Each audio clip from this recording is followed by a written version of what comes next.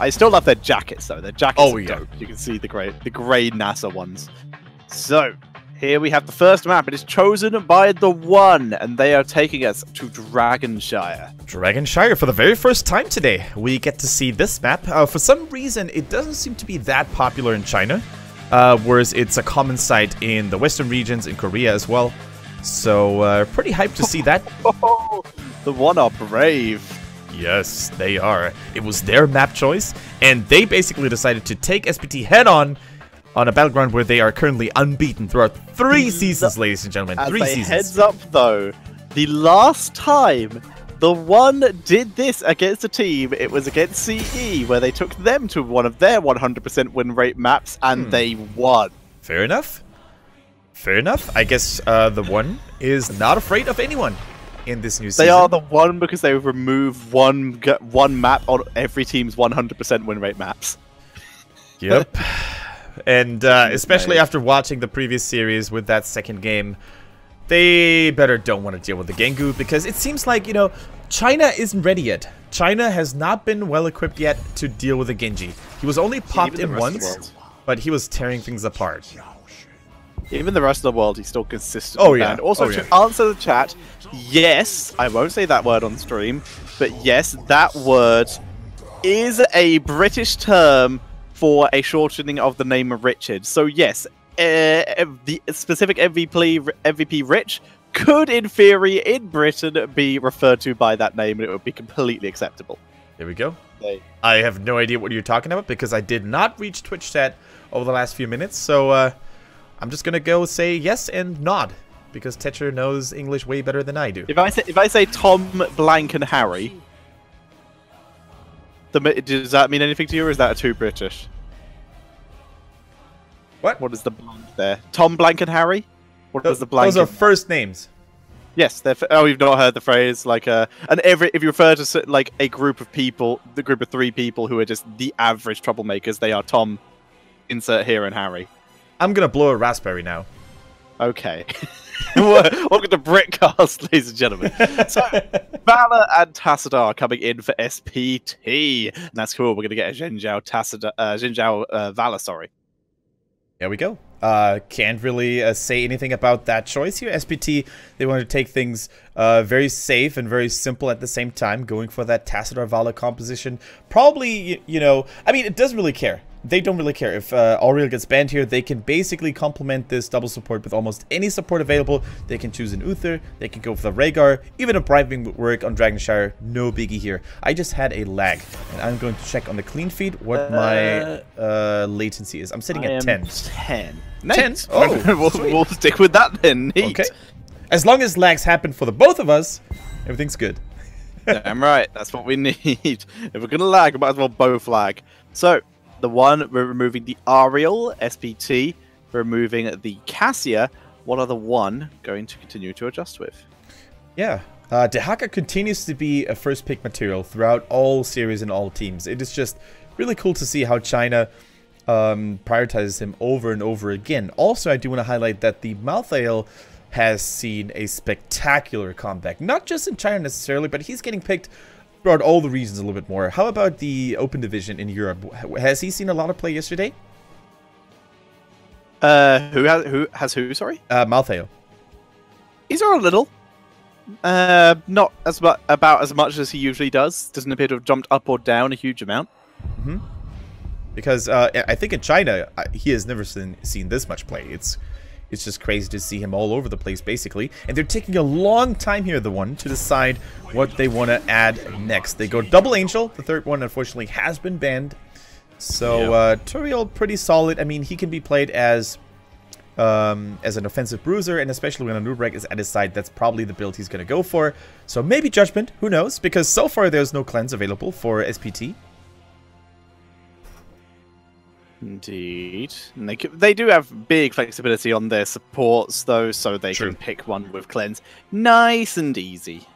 Nice and easy. We have yet to see Garrosh, by the way, just in case you're a little bit confused. Please. Yeah, So it is the life patch indeed. So all the nerfs to Oriel, Uther, Illidan, etc., are live, and that of course means that we're allowed to see and pick Garrosh as well. But China sticks to their guns for now. ETC though, the very first time we see the Mighty Cow enter the arena.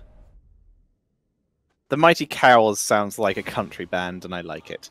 But yes, I like he it is too. very, very strong. Very solid draft in general. They have a cleanse now, so that's pretty comfortable. The one, they now need a ranged. They need a ranged, and there's plenty to choose from. Greymane is still available.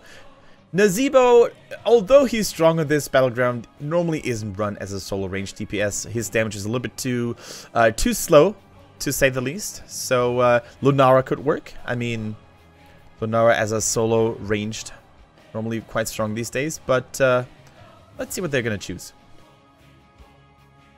Plenty of options for I would them. probably prefer the Greymane, kind of.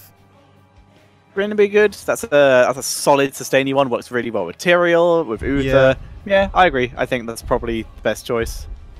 Greymane also adds a lot of explosive damage if you really want to kill someone before the Ancestral gets through. So... And... Ooh. Li Ming. Alright. Reasonably risky, I'd actually say. I don't really like it, to be honest. I think Li Ming as a solo range DPS against a double frontline, double support composition, I'm not sure if she's going to get value from her poking style, you know? She normally needs someone alongside her that takes down a target quickly with her.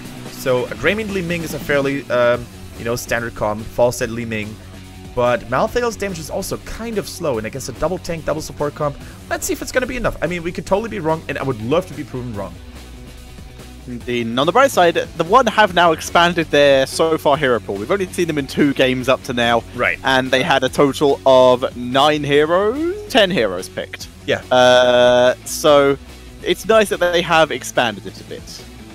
Yeah. Actually, no, sorry. They've only picked pick right. 1, 2, 3, 8 heroes total. Now they have expanded with at least a Li Ming. Exactly. And the Tyrael, so yeah. As time goes by, we're going to see what those new teams are capable of. BTG, excuse me. They were showing up quite handsomely earlier against CE.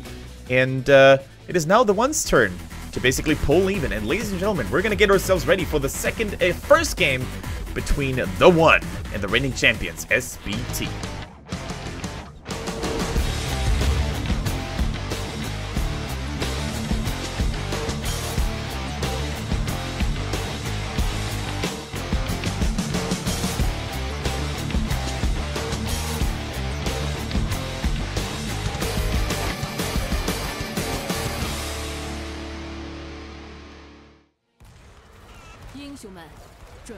Alright, ladies and gentlemen, let's do this. Spawning on the left-hand side, it is the One. With Hugo on Malthael, Lucky on Anubrak, Meng on Li Ming, Zyran playing the Uther, and Hehe playing the Tyrael. I wanted to hear this coming from you. So their opponents in red, SPT, the current champions, Quan Zhao on the Vala, Melody C on Tassara, Misaka the Legend on Dehaka, Soap the new tank on ETC, and ZZH, who disappointed us a little bit yesterday on Rhaegar. Hopefully he's going to have a better day today. I apologize for not doing the voice for you, but I agree. Hopefully he is able to step it up a little bit. I have noticed that one of their players is not running the SPT spray, so Shane and Shun. There always seems to be the One. Up? No. Yeah, it's always one who ruins it. Yeah. So yeah, as you can see here, many 1-1s are only 2-0 of the tournament, of the league so far, which means if this series ends in a 1-1, then Soa will currently be our league leaders. And for those of you who are not really that familiar with the Chinese HGC, Soa is a team that in the first season of 2017 only won 1 game. From basically penultimate place in season 1 all the way to the top in this current one. Although, you know, you have to keep in mind that this fall season is still very young, so many things will and are about to change. I'd be super up for Soa to go to BlizzCon. Oh, just so you boy. can tell Can that you story, imagine? going from last place to Yes. first place, going to BlizzCon. What a underdog story that would be. That'd Wow. be cool. That, in my personal opinion, would be the greatest miracle in Heroes of the Storm esports history. I don't think we've ever had anything quite like that. I would agree. That is very true. They have a long way to go, though. Very long way to go. Yeah, very long way to go. And we apologize once again for the occasional freezes. I know that the Chinese production crew has sent all the peons they've got to work on this issue. We're casting from a clean feed, so we're basically getting this signal from a different stream. And there's nothing Tetra and I can do on our end to fix this issue. So we apologize once again, and thank you for your patience, guys. It is equally as irritating to us, if not maybe a bit more so, because we feel bad because we're trying to present it to you. But like we said, they're working on it. They will hopefully get it sorted as soon as possible. Misaka, flee! Flee for your life. Yeah, it's kind of nice to see the transition of Misaka going in from the stalwart main tank into sort of the more aggressive bruiser role ever since that Soap had arrived from E-Star. E-Star, of course, disbanding for Heroes of the Storm, unfortunately. And I'm really curious to see how this new aggressive playstyle fits Misaka throughout the season. Yesterday, he looked pretty strong. It's not the main tank, I would argue, because remember, Soap in the last series played Falstad once. Kind of true, kind of true. So he can definitely swap in if the team comp requires something else. But that was, I don't think that's going to be the norm, though, for them. Yeah, that was a Cho'Gall comp, aka all rules are out the window there. Nice raid. These giant camp. Can anything be done about this? Tass is coming down, Li Ming coming to help. We're going to actually see just a big whole fight here. Oh, Turiel! Run, ZZH! Just out of range. Beautifully done. Melody C is also fleeing, dropping a slow. Hey, Darkus here, by the way. Double blue lasers, but there's no one available to take it. 2 kills going over to SPT, looking to make it a third. Trying to get Lucky, but Burrow Charge gets him out. Yeah, Lucky gets out there. I'm not going to say that he was fortunate. I'm not going to fall for it. Not falling for it, although the temptation was there. The entire team died, so that's not very lucky. No, not really. Either way, though, you know, the one, at least they showed that they have no fear and they have no respect of SPT. It might backfire every now and then if they get too ahead of themselves, but they actually got the mercenary camp, so hey, they got a little something out of it at least, but still not worth it. Don't get me wrong. Right, so, just clearing the minion waves for the moment. I think we do need to just find a new way to say it each time, like You want to call him hee-hee? I'm thinking this week is the Michael Jackson week. I mean, we have MJ on BTG, who's their support player, right? MJ, I'm sorry, MJ. Yeah, might be one of my new favorite player names. Oh boy. Just for the sheer number of ways you can do it. For now, though, he is holding the mid lane. Lucky was looking for an attempt, but it was Stitch, it was ETC and Tassadar. They were unlikely to be able to make a play there. Yeah. And you know what? I'm actually a big Michael Jackson fan myself. I do not kid you. When I was in high school, last year of high school, I had to hand in a seminar paper, and that seminar paper was about Michael Jackson. Nice. That's really cool. Yeah. I just like his music. I don't know much about. I know like the controversy, and I know he had really good music. Oh yeah. That's it. The king of pop.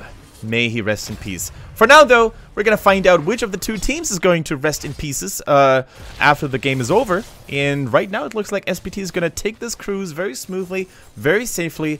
A 1-level lead, pretty solid. Tassadar, by the way, once again going for the Sign Fusion quest, relying on storms more than auto attacks. And I can't really blame him. I think the Sign Fusion build is pretty cool. The more I see it, the more I like it. Better wave clear, more AoE damage in the late game, especially with the double storm. So I do like it.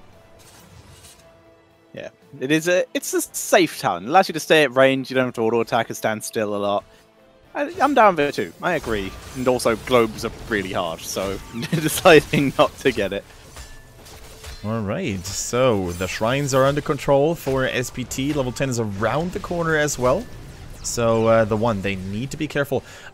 I actually would like them to just play a little bit more passively right now, defend against the mercenaries, and continue to soak as much as they can. At this stage, I would actually prefer them letting go the Dragon Knight instead of just wasting time of 1 or 2 members in the middle all the time. Because their top priority shouldn't be the Dragon Knight, their top priority should be mercenary camps and soaking 10. Oh, Lucky. Lucky, getting focused. Good face melt. Beautifully executed gank by Soap. Loving it. Very well done. You could even say that Soap is cleaning up. He's cleaning house for sure. Whoa, we're on a roll today, aren't we, Tetra? Yes, we are. Getting quite proud of that broadcast today. Indeed, we are certainly. We're certainly making no one proud. We could say that much. Good drag, beautiful power slide, just perfect execution. Soap was just riding over that poor little Malthael. I mean, it was so well played by Misaka alone, basically winning the 1v1 straight up, landing the golden tongue, and then just patiently waiting until reinforcements arrived. But I don't think he even needed those. So Misaka showing his world class in the lane setup as well. And Malthael is normally a worthy opponent. Uther now completed his quest there as well, but falling to the hands of Kun Zhao. Hey, is he gonna get out? Maybe speed boost lag, please. He makes it. He makes it. There we go. Well done. Are we gonna see a divine shield? Oh, ranged minions. So rude. But HGC will get it. That's gonna be the first Dragonite of the game going over to SPT. Yep. We also once again see the touch of death on Malthael has been fairly common in standard choice these days, especially against targets that can heal themselves like ETC, Tassadar shields, and of course the Rhaegar, the Ancestor healing. We saw that earlier. Beautiful display, actually patiently waiting until the wind-up animation for Ancestor healing is getting popped, and then activate the touch of death to basically lower the healing output by 50%. Malthael gets kicked away. Hugo not available this time. Melody Hugo this way. Cocoon, so he's able to move it out as they try to turn it around. So big old punt onto Meng. They don't have to kill him. It's enough to disengage him. Oh boy. Sanctification keeps Tyrell alive. Yeah, Sanctification a little bit too late for his fallen angel brother. Malthael once again had to bite the dust. And SPT, man, they're just enjoying their stay here on Dragonshire. They're just pushing in as a whole unit, only Dahaka doing the standard split pushing. Rhaegar going for a mercenary camp all by himself. One of the few supports who can actually afford to do that. I would say... Oh, actually, he didn't start the mercenary camp. My mistake. Indeed. So, potential gank coming in from SPT, looking for Lucky, good cleanse, and a burrow out. Hand of Protection was nicely used. Uther didn't pick Divine Shield, by the way. Divine Storm to try and counteract some of that hard CC. Exactly. Lucky, found again, but Power Slide not available yet. Very cool detail here to pay attention to. Tassadar just used a Plasma Shield onto a... oh, he's not using the Eldraine Smite because he knew that if he had done so, Misaka could have landed an easy drag. So, nice patience gain here by Tyrell. But what I wanted to say earlier was these Tassadar shields on Siege Giants can actually provide a lot of value. The Life Leech works on those things as well. And of course, the additional protection allows the Siege Giants to deal more damage on the structures. So, cool little detail to pay attention to. Cool little detail indeed. Siege Giant value continuing to push in, immediately getting orbed. Yep. Lots of poke damage, but the front wall's gone. They won't go any further. There's no reason to take the risk when they don't have 16 yet. Yeah, very true. And they annihilated the second defense line on the side of the one. And when a team is about to hit level 16 by the same time the enemy team reaches 13, then you know you have a long way to go, and it's going to be exceptionally annoying to come back because, you know, you're probably going to have to wait until level 20 all the way. However, Dragonshire is a pretty good map to come back on in the first place. You can stall it out quite a bit. The Dragon Knight doesn't really scale that crazily, like a Garden Terror, for example. So the one has a little bit more time. DK number 2 coming out. And they're going to put some pressure onto the top lane by the looks of it. Yep, punting that sucker right behind that fort. This is a Valor Dragon Knight, by the way, aka very squishy and vulnerable if the Dragon Knight does get popped, and we can see a lot of focus onto it already. Yeah, he also took a lot of unnecessary damage in my opinion. I don't think he needed to step all the way through that fort and the Malthael percentage damage, so I'm not sure if that was smart. So, though, getting focused here, a little bit of trouble. Cocoon's dropped. Oh, the mosh pit though! It. Drops the mosh pit. It is good, but no follow-up damage. He's buying time for that Cocoon to pop and get Melody C out. Divine Storm is having to be used here. Sanctification as the counter. EDC in the backline. This is a huge fight in the middle of the map. Ancestral. Oh boy! I don't even know if it landed. It did. And Tyrell explodes onto the scene, but SPT decimate the fight. Oh. And I do mean they not decimate. They did not remove 1/10. They removed 100%. TheOne, they tried to drop the soap, but in the end, SPT did not fall for it. And it was a very clean fight. A solid two-man mosh pit. Not really the biggest of plays ever, but it was there to basically keep soap safe and sound. And also bought the Dragon Knight more time to actually put himself into position. So, pretty solid, pretty solid. I think SPT's got this game under control. 4-level lead. This looks like the Chinese champions were expecting yesterday. I'm still kind of stunned by that fight, dude. Yeah. That was fantastic for starters by both teams. Even for a sanctification, SPT just sat in that choke point and just waited. That HGC, actually, with his imposing presence, big deal for that fight. And of course, the level 16 advantage is what gave them that. And did you see how TheOne actually clumped? I mean, they had to, because the sanctification was beautiful, but after that, all that AoE splash damage coming in from the Archon, the Double Storm, the W build from Vala, even the Haka going in for the W, like, there's so much AoE damage available for SPT. It was just not pretty anymore. Now SPT, familiar side, we're going to put some pressure onto this bot lane. Going to attempt to try and take down the keep. Full ports coming in from TheOne to try and prevent this. Nice little detail here. Melody using his Double Storm on 2 different lanes at the same time, getting maximum damage and value in. The Wave of Force. Ooh. Good Storm, preventing the mosh pit, at least for now. Here comes the Tormented Souls, getting some good value. Misaka is taking a lot of damage. He's actually just standing still here, just tanking all the damage. Meng's still alive. The Siege tries to get distracted at any point. Mosh pit only catching 1, but boop. Yeah, just Cringe Zhao, you know, casually stepping to the side here, dodging the Tyrael explosion.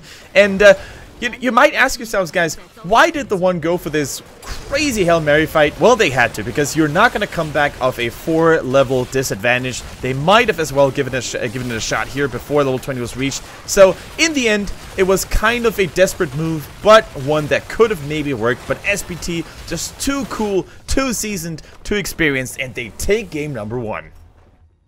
Yes, they do. I've also had a very quick refresh, but very nicely done by SPT. 8 seconds, 7 seconds, apparently. 8-7. That's pretty solid. And for the first time in this ongoing season of HGC China, TheOne looks outclassed heavily. Yesterday, they put up one hell of a fight.